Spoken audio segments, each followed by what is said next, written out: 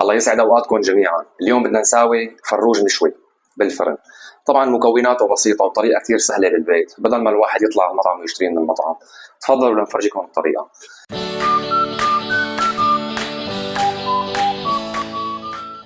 ذبحنا فروج، ساوينا فروج. طبعا بننقعه بالمي والخل لمده ساعه، ساعه ونص تقريبا. بعد ما بنخلص بين ما ننقعه نحن بنجهز التوابل. نحن دبس بندوره، دبس فليفله، هيل، زنجبيل، ملح، فلفل، وبنحط ملونات مندي مشان اللون يطلع كتير حلو. وعنا زيت اونا، وعنا كمان خل تفاح، شو ما كان، خل تفاح او خل ابيض، وبدنا ليمونتين ولبن زبادي. خليكم معنا لتشوفوا طريقه التحضير.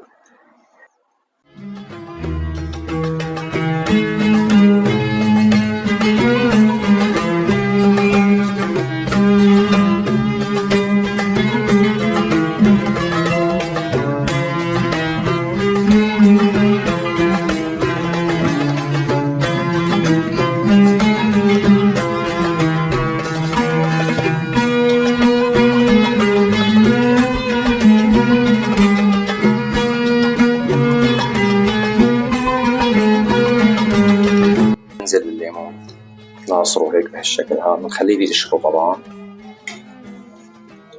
لأنه بيعطيها مذاق كتير طيب وبيسحب الزنخة.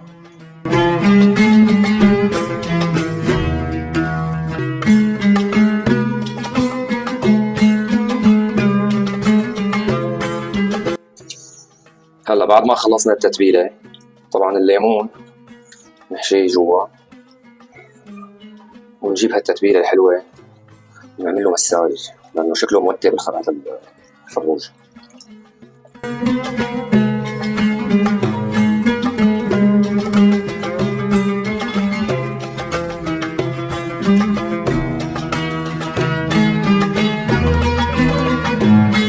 شايفين لونه ما أحلى؟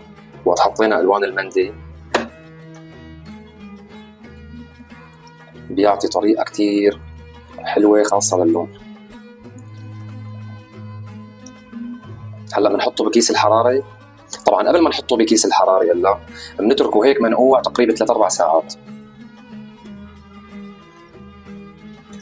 بيكون اخذ الطعم كتير منيحة بتصير. وبعد منا بنحطه بالكيس الحراري وبناخده بعزي على الفرن، الفرن الاصلي اللي عندي السحري. وهي التتبيله بنخليها للاخير مشان ندهنه وقت اللي بده يستوي اخر فتره بالشوي. خليكم معنا نحطه بالكيس. هلا بنجيب الكيس الحراري وبنكيسه.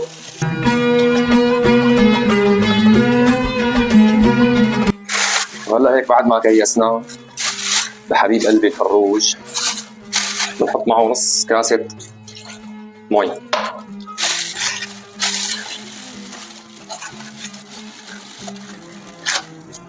نقول له فتيل لقلنا.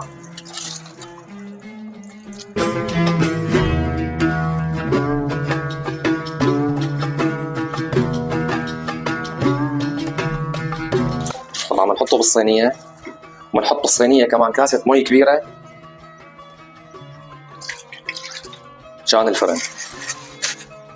وهلا هيك بنبعته بعثة على الفرن الأصلي اللي عندي، اللي حكيت لكم عنه بالفيديوهات السابقة، اللي ما له 20 سنة. طبعا هلا نحن بنحطه بالفرن من تقريبا ساعة لساعة ونص حسب كبره للفروج. بنحطه على نار من فوق ومن تحت، وبنضل مراقبينه وشايفينه نحن. وهلا ان شاء الله بنشوفوا الطريقة ولما يستوي الفروج عنا. وهلا يا رجال طالعنا الفروج من الفرن. طبعا انا على كيفكم الشغل عندي حرقت من الشوب. شايفين هدول السقسقة؟ هدول هلا بنجيب الخبز ونكون حاطين فيه محمرة، بنعمل لها هي الحركة هيك. شايفين هالمنظر؟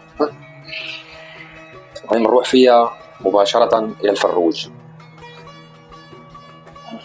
شوفوا لي هالمنظر ما أحلى. طبعا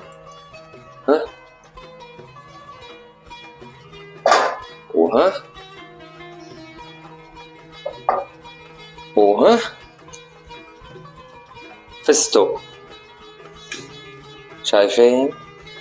أنا هذا الفروج اليوم ذبحته تازة وساويته اليوم وطلع كتير مثل الفستق لحمه هاليوم. فكيف إذا كان مفرز قبل بيوم ومتبل قبل بيوم فبيطلع جدا رائع. ادعمونا لايكات، مشاركات، بعراضة، فرق الدبكه بدكم يدعمونا خيو. وان شاء الله هيك تكون هالاكله اليوم عجبتكم وانبسطتوا فيها. هاي فتايل الفرج.